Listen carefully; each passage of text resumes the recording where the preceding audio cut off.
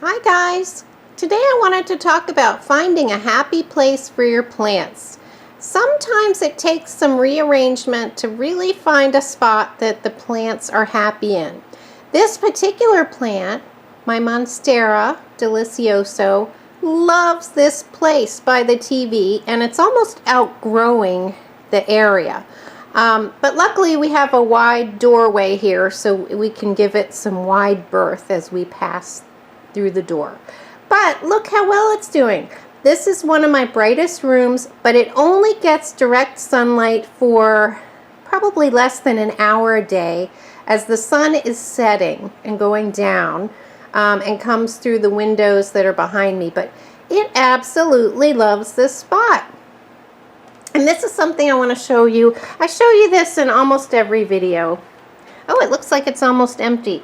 For some of these tropical plants, I put a whole container of water, kind of like, you know, a little plastic container, and I keep them full. I just fill it up every time I water to make sure that there is humidity around the plant. I think it does add a little bit. But whatever I'm doing, I think the biggest takeaway from how well this plant is doing is where I have placed it. It's getting the perfect amount of light and the perfect amount of a little bit of direct sun in the afternoon, and it's just thriving. It's taking over. Here is my large fiddle leaf fig plant, and it is doing well in the corner of our family room, and it is getting light from both sides, so it gets quite a bit of sun throughout the day. It is not direct light all day long, but it gets quite a lot of sun. And like I said, it gets it from a couple angles. And this is one that I used to move outside and then move back in. But that's actually not a good thing to do with figs because they like to stay in one place. The key is finding a place that they like in the first place. So I wouldn't be recommending moving this in and out. But right now, it is so happy right here in the corner of the room surrounded by two windows. Look how well it's doing. Those leaves are huge.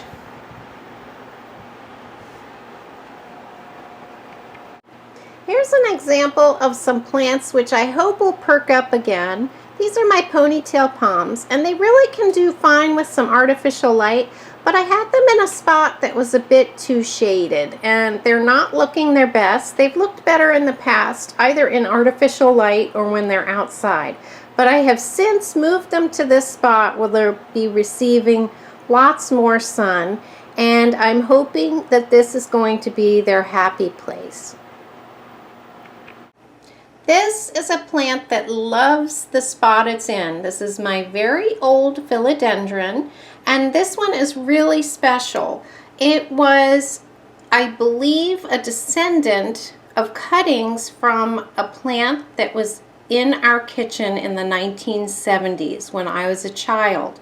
And it was in my mother's home, and it's definitely not the original plant, but over the years she took cuttings and its health waxed and waned, and I took it from a very wispy, almost like it was one vine, and I cut it into a few vines and rooted it and put it in soil, and now it's become a lush plant. And I think part of the reason that this wonderful heirloom plant is doing so well is because it loves the humidity that my kitchen sink provides.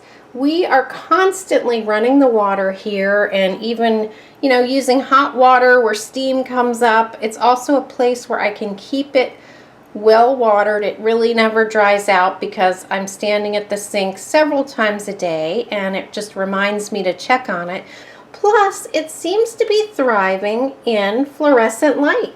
We have fluorescent light under the cabinet, and it seems to be just the right light for this philodendron. This actually is nowhere near a window, and if the lights are off, this room is completely dark. So guys, there you go. It's the perfect spot. Fluorescent light, lots of humidity, and supervision for watering.